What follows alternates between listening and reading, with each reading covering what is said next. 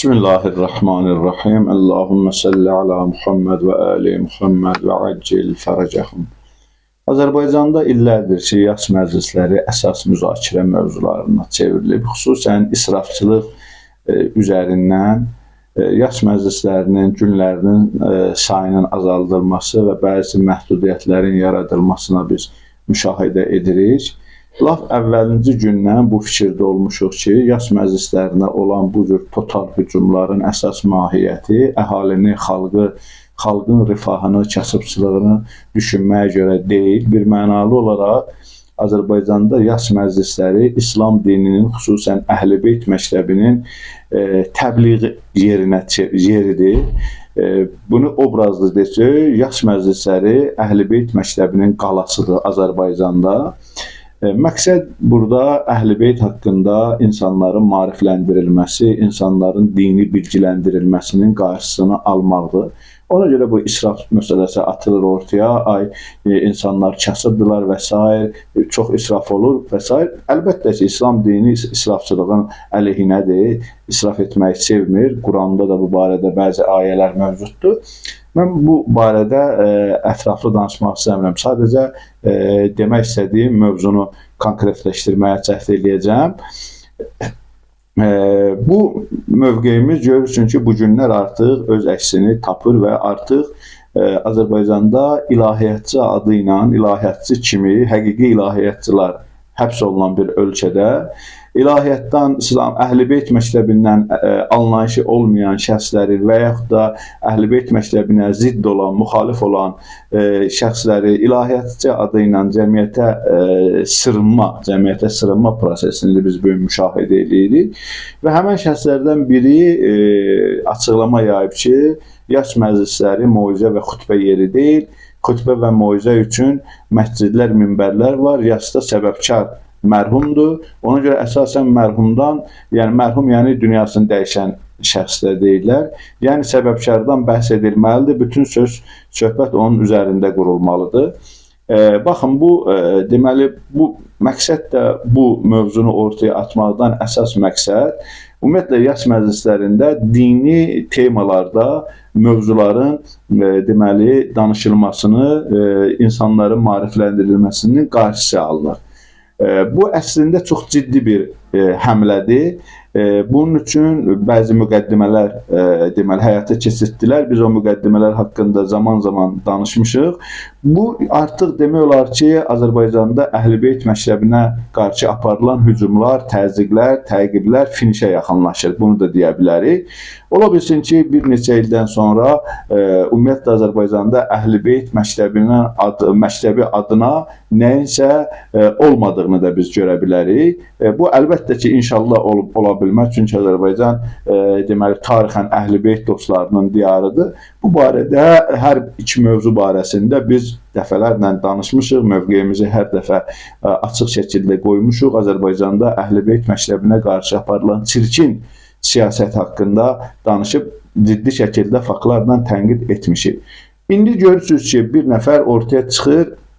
Əslində Azərbaycanda media üzərində kiminsə ilahiyyatçı kimi, kiminsə ruhani kimi, kiminsə başqa bir adla təqdim olunması, onun reklamının aparılması və s. və saytların, dövrü mətbuatın onu ekspert kimi, ilahiyyatçı ekspert kimi dəvət eləməsi filan, bunlar öz başına olmur, bunlar hamısı planlı şəkildə baş verir.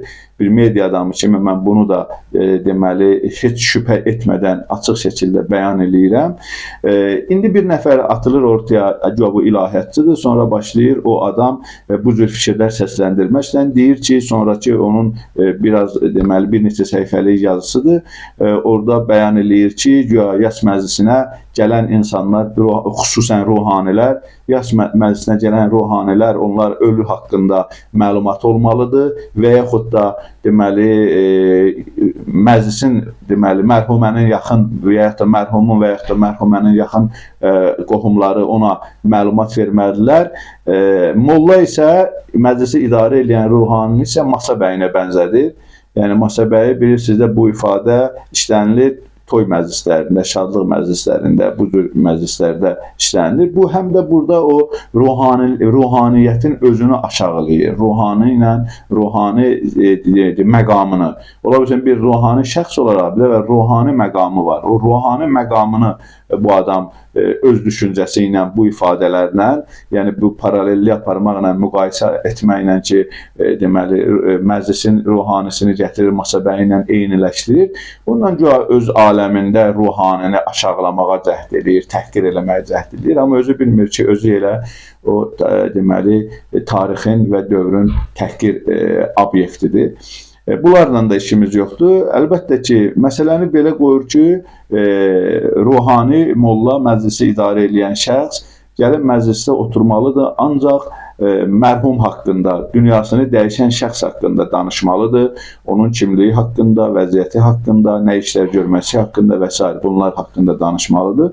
O zaman məntiqi bir sual yaranır. Əgər dünyasını dəyişən adam heç də haqqında danışılası adam deyil, yəni o qədər cəmiyyətdə elə insanlar var ki, o cəmiyyətdə deməli onun haqqında bir dənə xoş söz deyə bilmirsən. O qədər deməli öz aşağı bir dibdədir, çox dərin bir deməli yoxsulluqdadır əxlaq baxımından və mənəviyyat baxımından. Onun haqqında dələduzdur, əxlaqsızdır, üzr istəyirəm, başqa deməli yolların yolçusudur. Onun haqqında gəlib cəmaata nə danışılacaq? Deyiləcək ki, elə həmən adam ilahiyyatçıdır. Yəqin ki, onu da dəvət eləyərlər o elə məclislərə. Orada gedib o da nə danışacaq? Deyəcək ki, bu belə dələduzluqlar eləyib, məsələn, bu cür əxlaqsızlıqlar eləyib, bu cür mənəviyyətsizliklər eləyib, bu cür danışacaq. Yoxsa nə danışacaq orada? Ümumiyyətlə, bu cür yanaşmanın əsasən məqsədi, dediyim kimi, Əhl-i-Beyt məktəbinin son qalasını da fəth eləməkdir. Azərbaycan hakimiyyəti xalqa deyil, Azərbaycan hakimiyyəti biz dəfələrlə demişik, Azərbaycan hakimiyyəti İsrail-Amerika cütlüyünə, İngiltərə-İsrail-Amerika cütlüyünə siyasi olaraq, dini olaraq da Yahudizmə, Siyonizmə daha doğrusu xidmət edən bir toplumdur, bir qrupdur. Bunlar Azərbaycan dövlətini artıq dövlətçiliyi ənənələrindən çıxardıb bir deməli tayfa idarəçiliyi üsulubu ilə idarə etdiklərinə görə dövlətçilik ənənələrindən artıq bunlar Azərbaycanın çıxardıblar. Siyasi olaraq İsrail, Amerika, İngiltərə deməli siyasi qanadından təsirlənir. Dini baxımdan da Siyonizmin deməli Azərbaycan hakimiyyəti maraqlarını tam şəkildə təmsil edən bir rejimdir və yaxud da bir dələduz qrupdur. Azərbaycanda da Əhl-i-Beyt məktəbini bu insanlara qarşı, bu cür deməli fikirdə olan insanlara qarşı yeganə müqavimət göstərə bilən tərəf isə təbii ki, Əhl-i-Beyt məktəbidir.